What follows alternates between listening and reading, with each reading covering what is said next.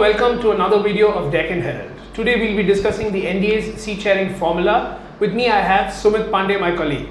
Sumit, the NDA seems to have reached an agreement on the number of seats they're going to contest, the major parties. Can you just dive a deep into it? I think there were two significant things when the announcement came. The announcement came from the BJP. That was through a tweet by Union Education Minister Dharmendra Pradhan, who is in charge, BJP in charge of Bihar. And he announced the number of seats. The second was the number of seats being contested by each parties. Out of 243 seats, both BJP and JDU are going to contest 101 seat each. Now, what is important is the details of this arrangement. First is BJP seems to be taking charge when it is coming from Dharmendra Pradhan. Until now, we have seen since 2005, when Samata Party, which was led by Nitish, Kumar and George Fernandes, then Defence Minister in Vajpayee government, was merged with Janata Dal United and took the shape of JDU, what it is today. Since 2005, and there were two elections in 2005, remember.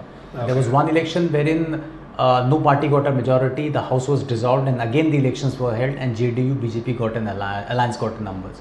Since then, JDU has always been the senior partner, to the extent that BJP has contested close to 100 seats and JDU 143 seats in the past. It is for last time also, when the JDU was relatively weakened over the years with the rise of the BJP, JDU had sent across a message in 2020 by contesting more seats than BJP, saying that it was still the larger partner and Nitish Kumar was the face.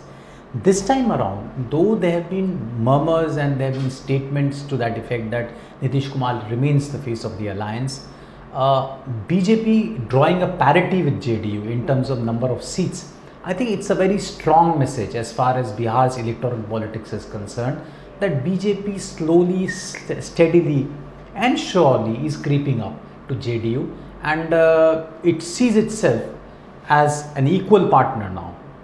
The question is what happens post-poll. In 24 for the general elections, did they contest the same number of seats? JDU and the BJP? Were they the alliance? I think Lok Sabha, they were almost the same.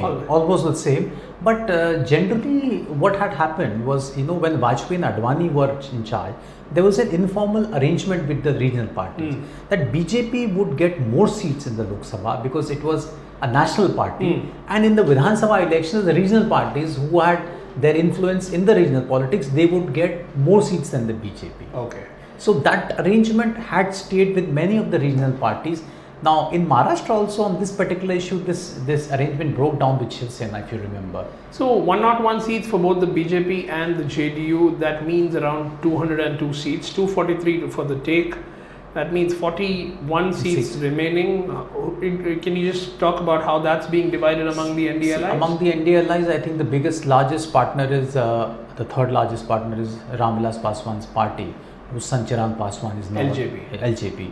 So they're getting 29 seats. The remaining 12 seats are being shared by two parties, Upendra Kushwaha's party and Jitan Ram Manjhi's party. I think in this entire arrangement, there were talks that probably Chirag Paswan is seeking a Rajya Sabha berth, this and that. But my sources tell me that has not been the issue, because smaller parties generally, if they seek such position, it's generally within the family, and if you have something up for grab, then that leads to a lot of trouble within the organization. So I think they wanted 35 seats. They're satisfied with 29. So both the BJP and the JDU seem to be accommodating the LJP, which went alone last time. 119 seats they contested. In that sense, there's been a certain adjustment or accommodation which has been shown from the larger party, the big parties in the NDA. How do you see the JDU? What are your sources talking about? How does the JDU see itself now? It's clear that JDU is it's not the first among equals. It is equal to the BJP or slightly below now.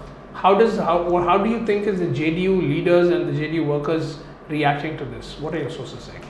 Well, I think JDU has two aspects to it. One has, if you look at the political party, one is that the fact of the matter is that JDU is essentially a political party of the backward classes, non-Yadav backward classes, which thought that post-Mandal era, under Lalu Yadav, when Yadavs as the dominant OBC community, they got that share of power and empowerment, that power should have percolated down to the other backward classes also. And that did not happen. And that led to the emergence of Nitish Kumar, who is a Kurmi leader, which is another OBC caste. Then there are Koiri leaders like Upendra Kushwaha, again 5 to 7%. So these are minor backward classes in the state who have sought equal sharing of power with the Yadavs, which they thought that was not happening. So they snapped their ties, the caste ties, the social connection with the Yadavs, and moved towards the BJP and formed an alternative social bloc with the upper caste.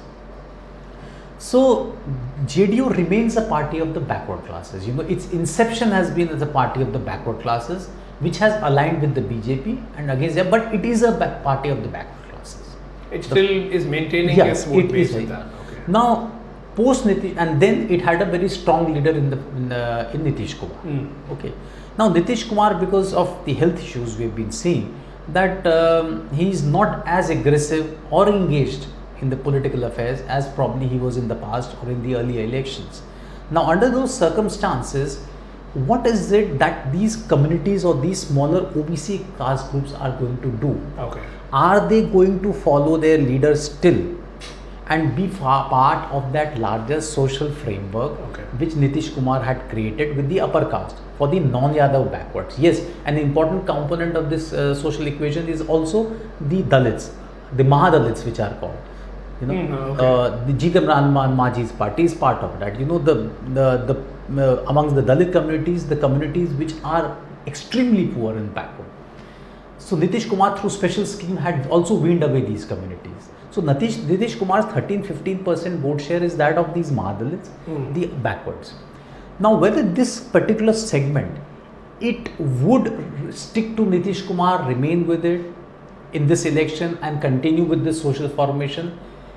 And on the other side, there will be an India Bloc by Lalu Yadav, led by Lalu Yadav's family, his son, who would want to wean them away in the name of larger backward consolidation, and with a message that Nitish Kumar is being sidelined in the bloc. That is a message. The power is being shifted to the BJP or the upper caste groups.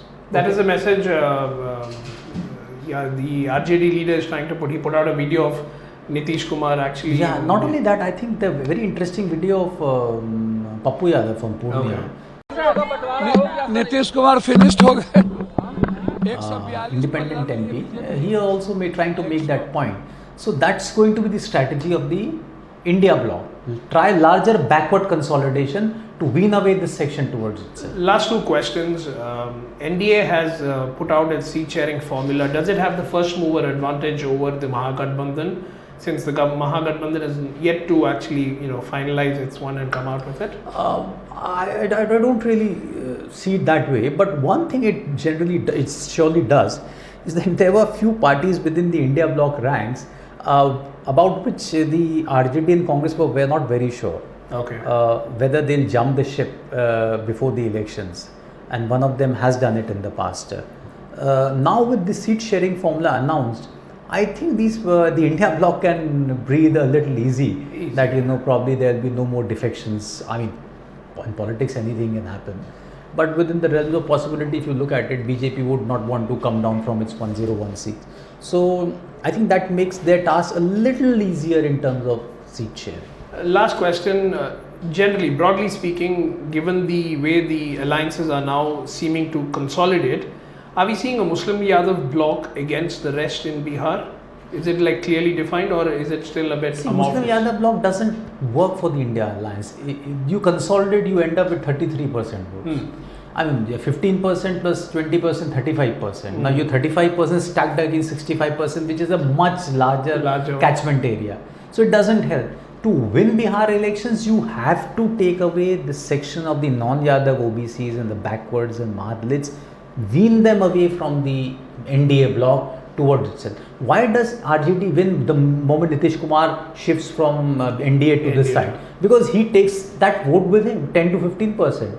So that would be, it's safe to say that would be the Mahagathbandhan's focus to actually win away that section. They have to. And what would be the NDA's focus according to you? To consolidate and send across a message that Nitish Kumar is still the leader. Okay. It's interesting to see how these the equations, electoral equations work explicitly on caste lines. It's very hard to understand, but it's interesting. There are many more stories to come from Bihar. It's just starting. There are going to be many more stories, videos from Deccan Herald. Stay tuned to DeccanHerald.com.